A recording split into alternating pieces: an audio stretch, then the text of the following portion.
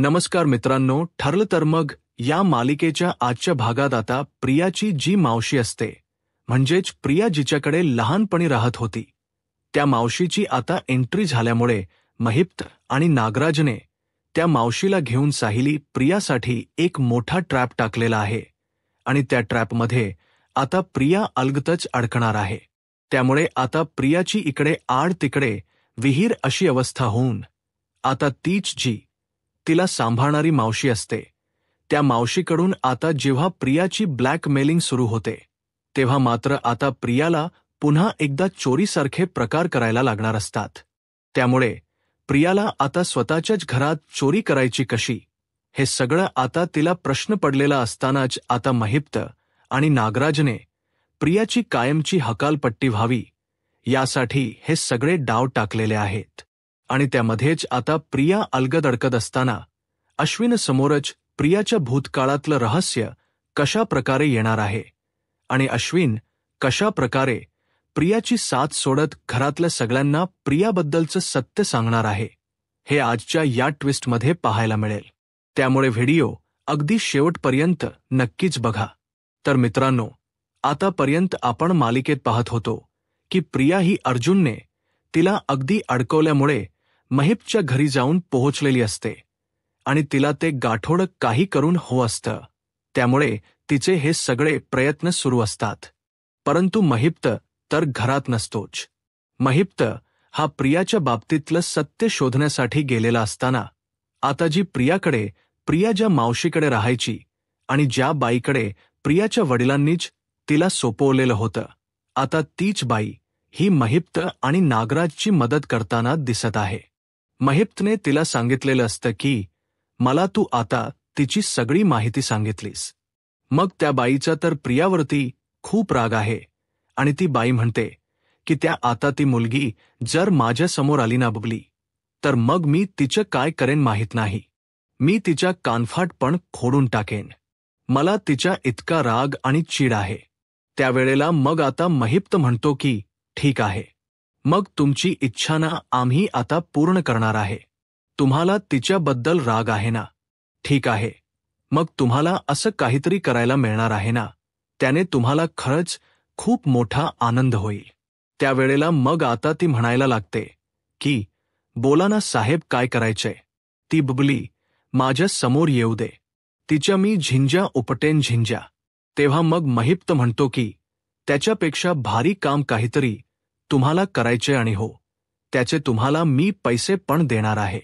तुम्ही तुमच्या आयुष्यात बघितले नसतील ना तेवढे पैसे तुम्हाला देणार मी.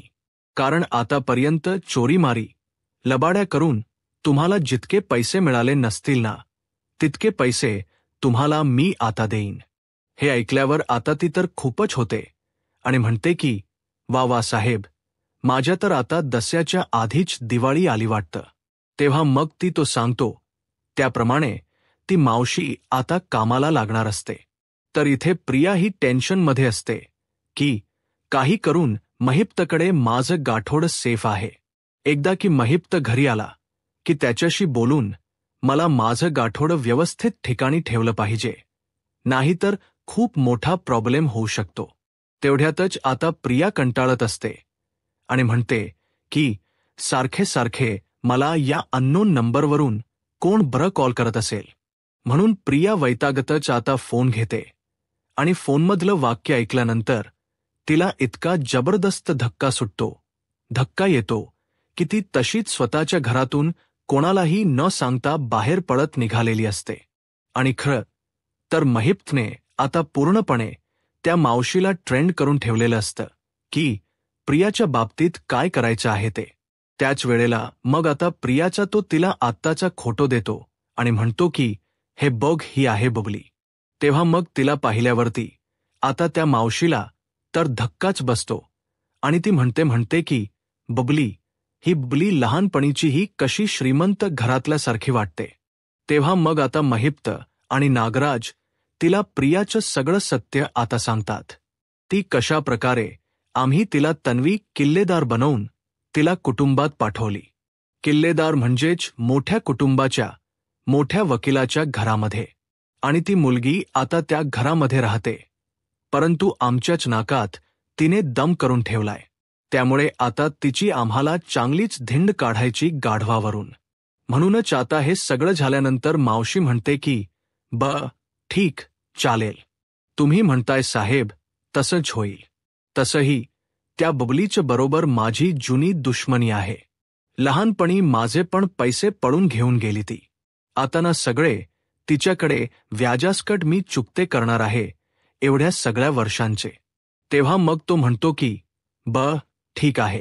त्यानंतर मग आता प्रिया ही विचार करते की आता जाऊन मला बघितलं पाहिजे आणि तिला समजलेलं असतं की ही मावशी म्हणजे नक्की कोण आहे, परंतु तिला नक्की आठवत नसतं. खरं तर हे सत्य तिच्या लहानपणीच असतं, परंतु तिला बबली अशी समोरून हाक मारली जाते तेव्हा तिला जबरदस्त धक्का बसतो. कारण तिचं लहानपणीचं नाव बबली आहे हे फक्त तिच्या जुन्या माणसांनाच माहिती आहे हे तिला माहीत असतं. म्हणून ती आता गाडी काढून लगबगीने निघालेली असते आणि लगेचच ती आता महिपच्या मागे, महिप्त मागून सगळं बघत असतो आणि तिथून असा ती आता प्रियाच्या समोर जाऊन उभी राहते. आता प्रिया त्या मावशीला समोर बघते आणि तिला धक्काच बसतो की ही मावशी इथे कशी का आली. तिला थोडं थोडं अंधुकसं आठवत असतं तिचं लहानपण, कशा प्रकारे ती चोया करायला मावशी सांगायची, मग प्रिया चोरी करायची. तेव्हा मग आता लगेचच बबलीला पाहिल्यावरती, म्हणजेच खरं तर प्रियाचा लहानपणीचा जो फोटो असतो तो फोटो आणि आताचा जो चेहरा, त्यामध्ये ती साम्य शोधण्याचा प्रयत्न करत असते. ती म्हणते की तू बबली नाग, मोठी झालीस भरपूर. तेव्हा मग आता प्रिया म्हणते की मावशी तू. तेव्हा आता ती लगेच म्हणायला लागते की हो मीच आहे. ओळखलस का मला? नशीब मला ओळख तरी दाखवलीस, असं मावशी तिला तोंड्याने बोलायला लागते. त्यावेळेला मग आता महिप्त आणि नागराज सगळी मजा लपून छपूनच घेत असतात. नंतर मग आता मावशी म्हणते की काय ग, तुझं आत्ताचं नाव प्रिया हे मी ऐकलंय. प्रिया उर्फ तन्वी किल्लेदार बरोबर ना?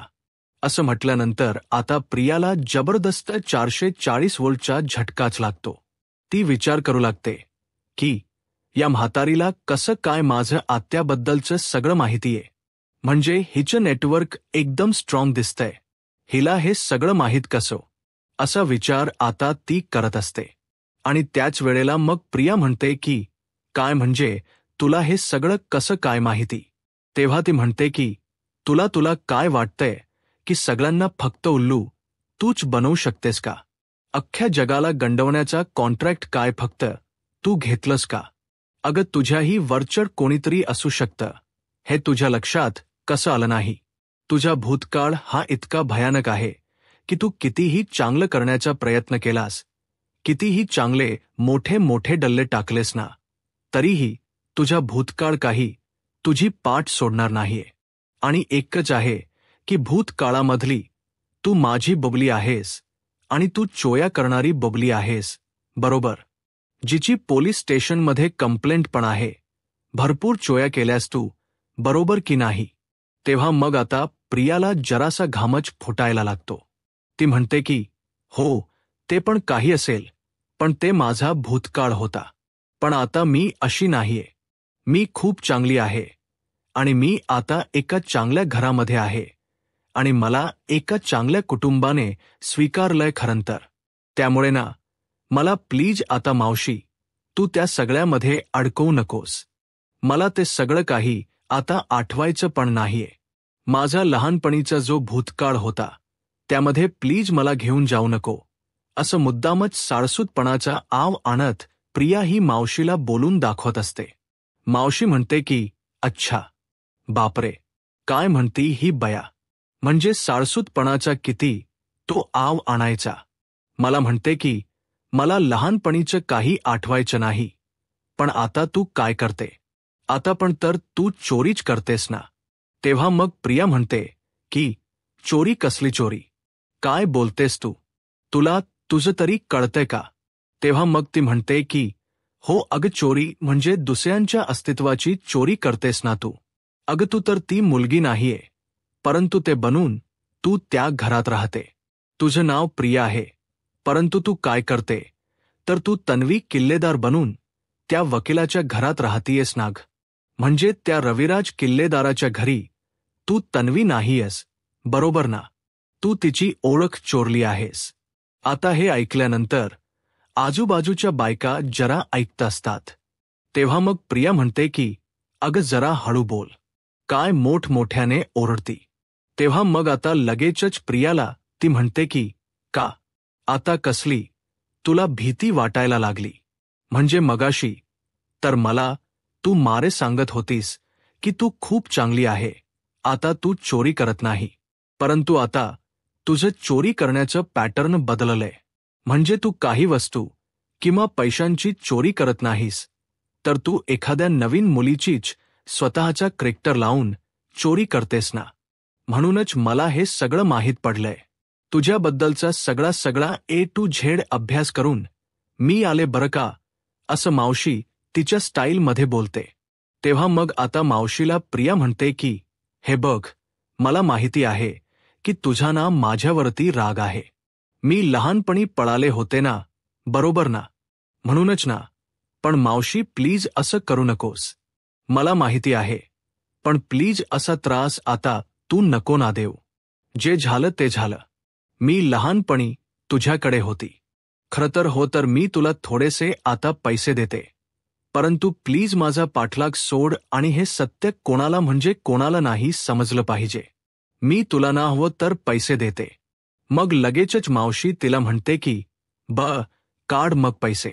तेव्हा मग प्रिया म्हणते की त्याचं काय ना मावशी, आता माझ्याकडे पैसे नाहीयेत, पण मी तुला नक्की नंतर भेटून पैसे देते. तेव्हा मावशी म्हणते की काय, तू येडी की खोळी? मला तू काय वेडी समजलीस का?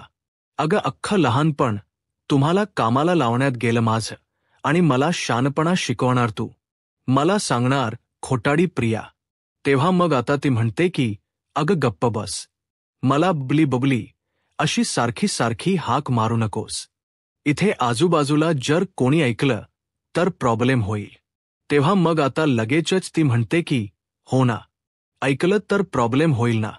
मग लक्षात ठेवायचं मी जे काय म्हणते ते सगळं. तेव्हा मग आता प्रिया म्हणते की आता बोल, तुझं तोंड बंद ठेवण्यासाठी मला काय करावं लागेल? पैसेच द्यायचेत ना? ठीक आहे, मी देते तुला पैसे. तेव्हा आता लगेचच ती म्हणते की हो अगं, तुला पैसे पण तर द्यावेच लागणारच आहेत. परंतु आणखी एक गोष्ट, ते म्हणजे जर तुझी स्वतःची ओळख लपवायची असेल ना, की तू कोण आहेस, तू बबली आहेस, हे सत्य लपवायचं असेल तर आणखी एक गोष्ट करावी लागेल. तेव्हा मग प्रिया म्हणते की काय, आता काय करावं लागेल? तेव्हा ती सांगते की तुला माझी कामं करावी लागतील. म्हणजे तुला माझ्याबरोबर पुन्हा एकदा चोरी करायला लागायला लागेल. तेव्हा मग प्रिया म्हणते की नाही मावशी नाही, असले आता फडतूस काम मी अजिबात करणार नाही. लक्षात ठेव, लहानपण माझं गेलं त्याच्यामध्ये, पण आता मी असं अजिबात करणार नाहीये.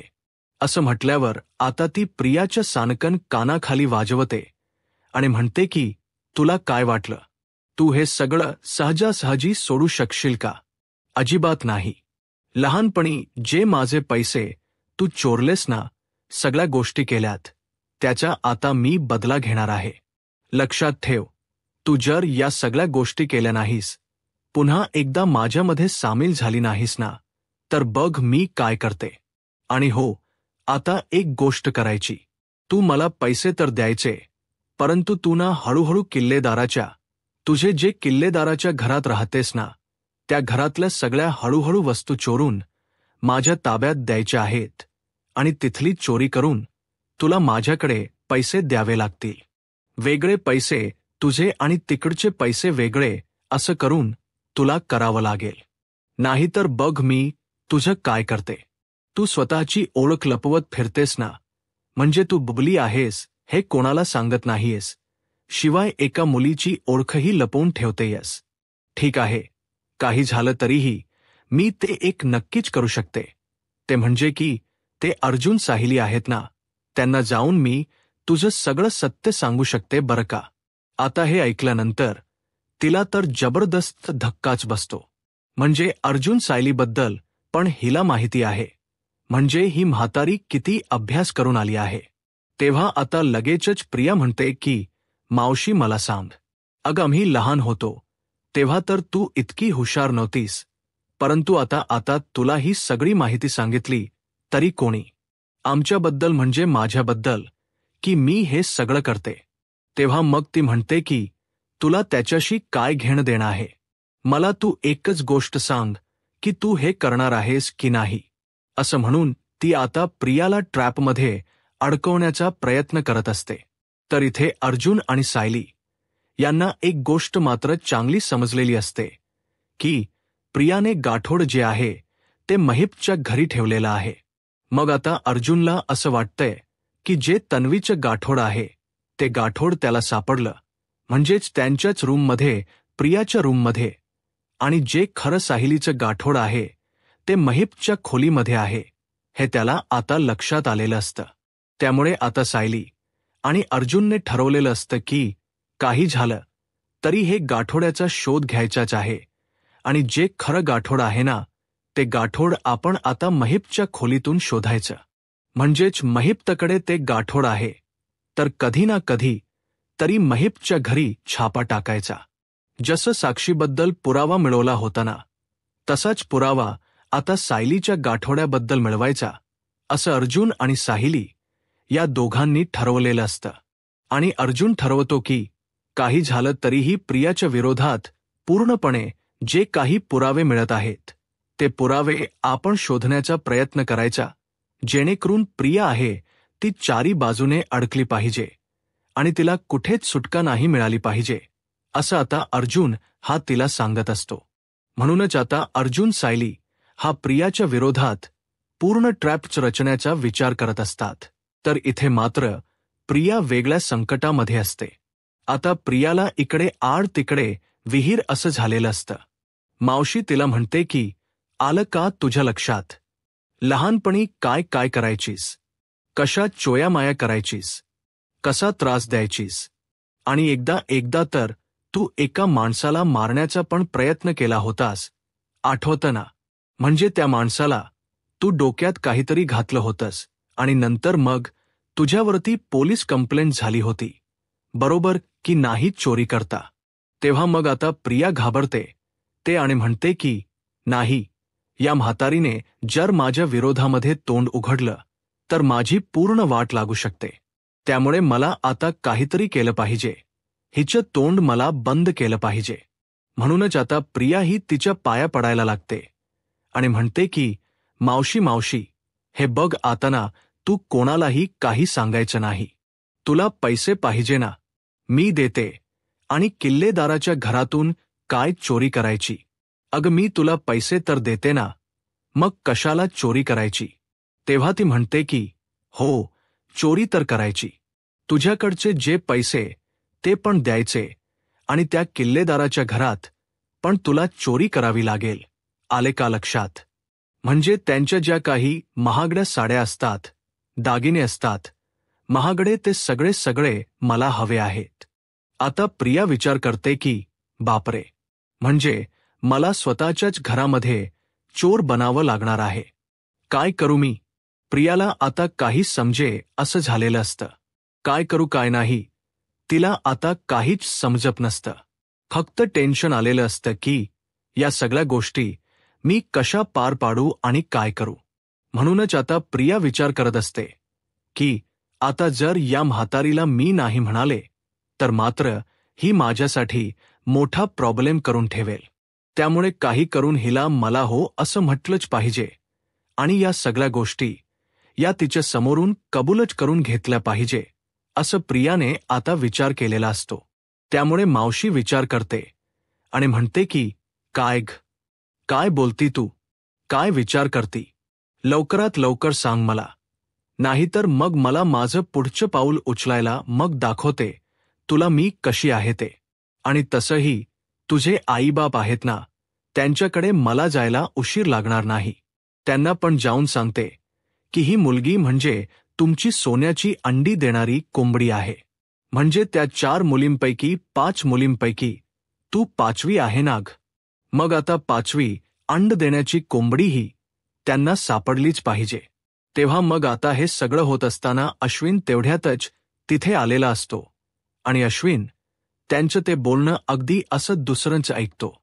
तेव्हा मग थोडंसं ऐकल्यानंतर तो अश्विन म्हणतो की, बबली, अगं ही तुला तन्वी बबली बबली अशी का हाक मारते? त्यावेळेला आता लगेचच ती मावशी विचारते की, कोण हा चिकणा? तेव्हा मग मावशीला ती अशी खुणावतच म्हणते की, हा माझा नवरा आहे, नवरा. तेव्हा ती म्हणते की, अच्छा, बबली हा तुझा नवरा आहे का? तेव्हा मग आता लगेचच प्रिया तिच्याकडे बघते आणि तिला रागानेच काही सांगू नको असं म्हणत असते. तेव्हा मग अश्विन तिला म्हणतो की, बबली, अगं तू बली असं का हिला हाक मारते? म्हणजे मला कळत नाहीये. तुम्ही हिला ओळखता का? तेव्हा ती म्हणते की, हो, अरे मी हिला ओळखते. आश्रमात जाण्याच्या अगोदर ही माझ्याकडेच तर होती ना. म्हणजे आमचा ग्रुप होता चोया करण्याच्या. चोया करण्याच्या ग्रुपमध्ये आमची ही बबली अव्वल होती. भरपूर फायदा व्हायचा हिच्याकडून आम्हाला आणि ही काय काय चोया करायची, हिच्यावर तर केस होती. असं सगळं सत्य आता ती मावशी अश्विन समोर ओकून टाकते. खरं तर हे सगळं नागराज आणि महिप्तला करायचंच असतं. कारण काही झालं तरी प्रियाचा माज उतरवायचा असतो. कारण महिप्तला हेच माहीत असतं की अश्विनने मदत केली तर अश्विनलाही प्रियाचं सत्य समजलं पाहिजे. मग प्रियाची मदत करणं अश्विनही सोडून देईल, हाच खरं तर महिप्तचा उद्देश असतो. आणि म्हणूनच मुद्दामच अश्विनने प्रियाला त्याच ठिकाणी बोलावलं होतं जिथे अश्विन येणार असतो. आणि हे सगळं आता जेव्हा अश्विन ऐकतो तेव्हा त्याला धक्का बसतो. म्हणजे हे सत्य तर कधीच त्याला माहीत नसतं. आणि म्हणूनच आता हे सत्य जेव्हा त्याला समजत असतं त्या बाईकडून, तेव्हा मात्र आता अश्विनला धक्काच बसतो आणि तो ठरवतो की हे सगळं सत्य मला कुटुंबासमोर आणायलाच हो. आणि प्रियाने हे सांगितलं नाही म्हणून त्याला आता खूपच राग आलेला असतो. तर आता हे सगळं प्रियाचं सत्य अश्विन जेव्हा घरच्यांसमोर आणेल तेव्हा आता पुढे काय होईल हे पाहायला आत्ताच माझा महाराष्ट्र या यूट्यूब चॅनलला सबस्क्राईब करा. धन्यवाद.